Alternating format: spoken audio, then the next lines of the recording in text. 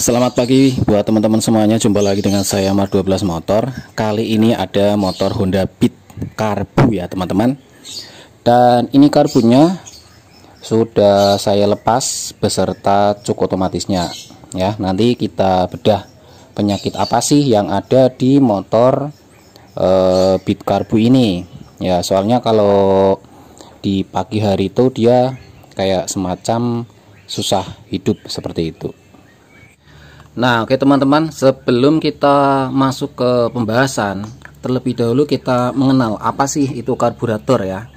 Nah, karburator ini adalah berfungsi untuk mengubah cairan bahan bakar menjadi kabut ya, dibantu dengan udara seperti itu. Untuk karburator di motor Honda Beat ini tipikal karburator vakum, di mana kinerja karburator vakum ini berdasarkan dengan daya hisap mesin ke ruang bakar seperti itu. Nah, untuk karburator ini di sebelah sini ini ada setelan angin loh. Tapi kok ini setelan anginnya kayak udah kayak udah patah. Berarti ini macet nih. Ini udah macet. Kemungkinan besar untuk setelan anginnya ini sudah tidak bisa disetel. Nah, terus selanjutnya ini di dalam sini ini ada yang namanya butterfly coin ya. Ini yang nanti terkoneksi dengan gas ya, sama gas di setang ya. Ini namanya butterfly coin. Nah, terus kalau yang di bagian sini nih, di bagian atas, di sini ada yang namanya skep.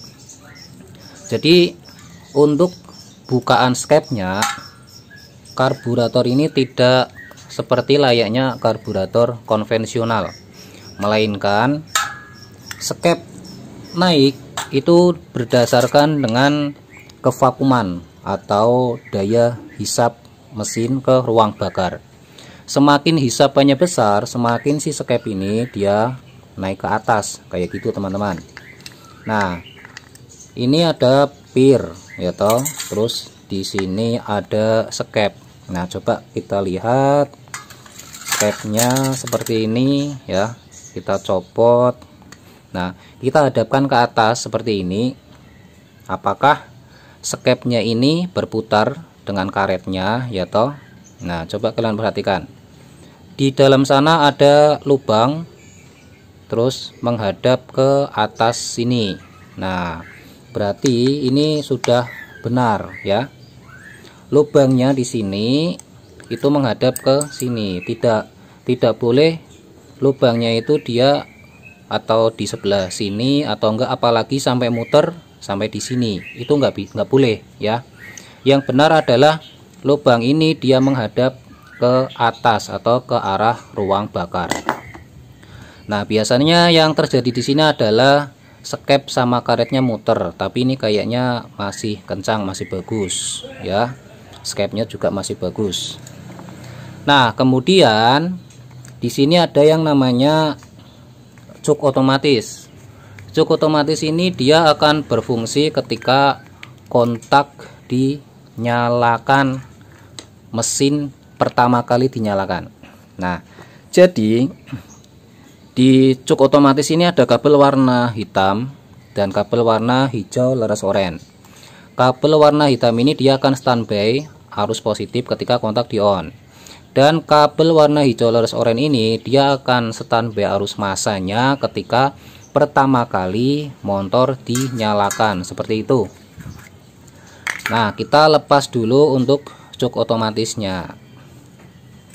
Nah, di cuk otomatis ini kayak ada semacam plunger ya atau jarum, dan biasanya kalau dalam kondisi dingin seperti ini dia akan berada di atas seperti ini nih.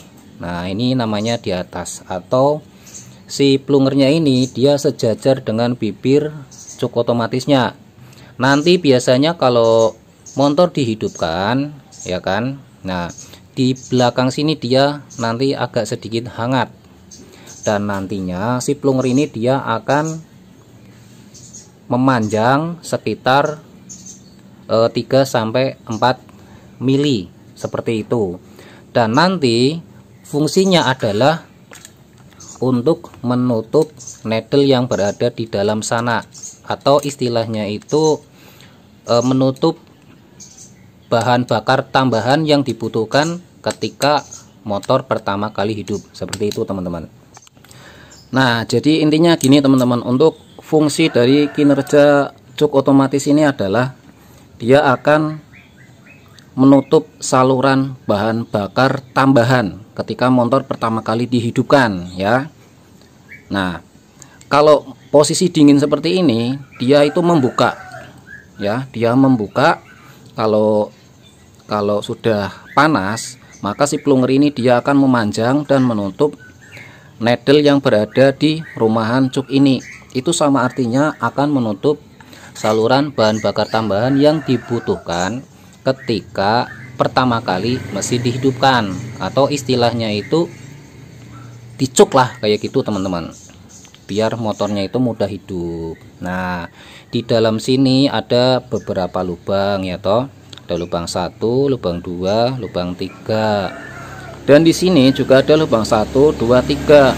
Di dalam sini itu juga ada lubang 3. Ini lubang yang needle 1 di sebelah sini, sama yang di sebelah sini nih, ada 3. Pokoknya di antara ketiga lubang ini dia saling terkoneksi seperti itu.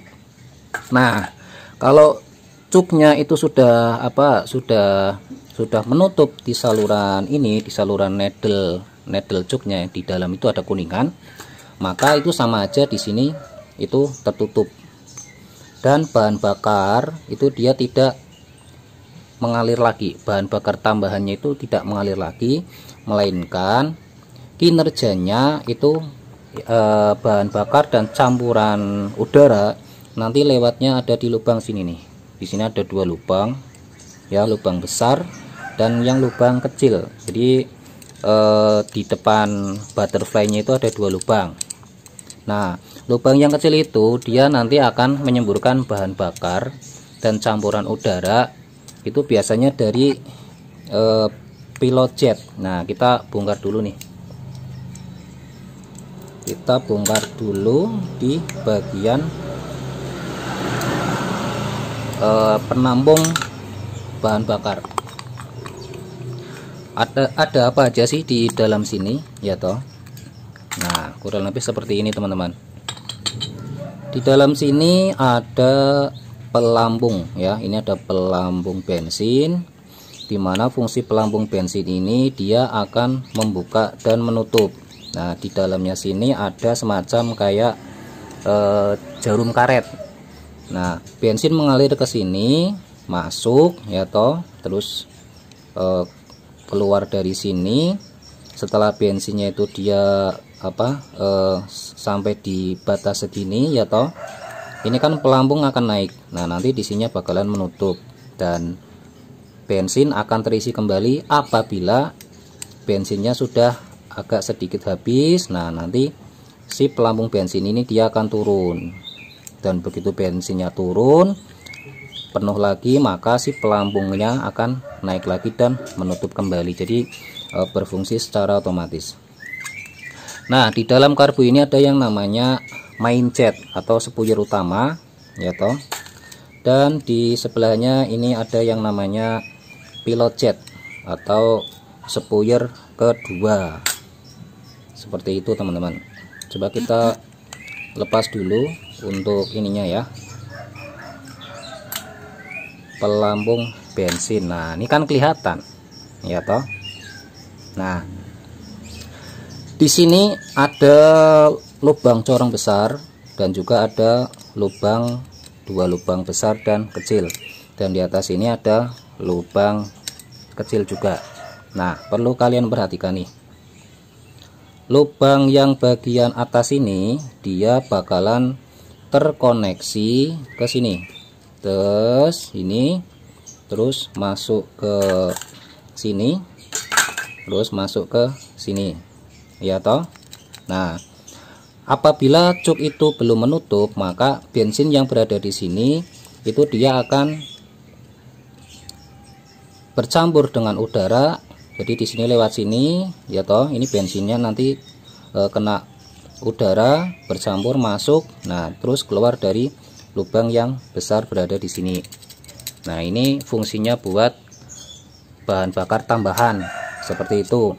Nah untuk lubang yang kecil ini ya, dia nanti masuk ke sini terus terkoneksi ke sini, ke spuyur besar atau main jet, dan di sana udara itu tertahan ya, tertahan siap-siap nanti kalau skepnya ini dia naik ke atas, udara bakalan membantu menyemburkan bensin ke atas kayak gitu. Nah melewati lubang-lubang kecil ini, nah nanti dia bercampur dengan bahan bakar keluar dari sini ke atas ya kan, seperti ini. Semakin skep ini dia naik ke atas, semakin banyak campuran bahan bakar dan udara yang dihasilkan menuju ruang kompresi seperti itu. Nah terus selanjutnya adalah lubang di bagian sini. Nah lubang di bagian sini dia udara masuk dari sini menuju ke sini, terus dia ke ruang spuyur kedua atau pilot jet.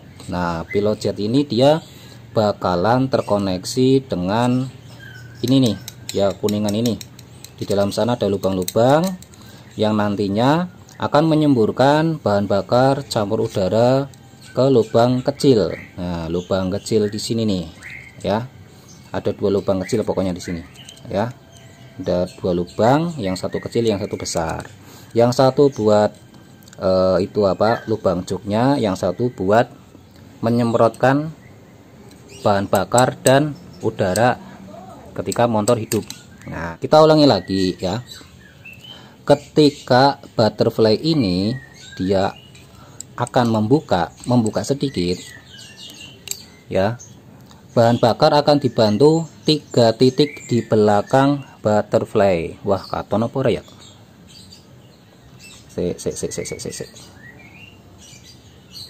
kita di depan butterfly ini dia ada 2 titik nih, titik 1 ya, ini yang nanti terkoneksi dengan pilot jet, dan yang lubang kedua ini dia terkoneksi dengan cuk otomatisnya ya, dimana cuk otomatis ini akan menutup ketika mesin sudah hangat, dan nantinya ketika motor sudah nyala langsam, bahan bakar itu yang bekerja di pilot jetnya ya toh. Nah pertama kali koin ini dia membuka, maka yang terjadi adalah ada 3 titik yang menyemburkan bahan bakar campur udara.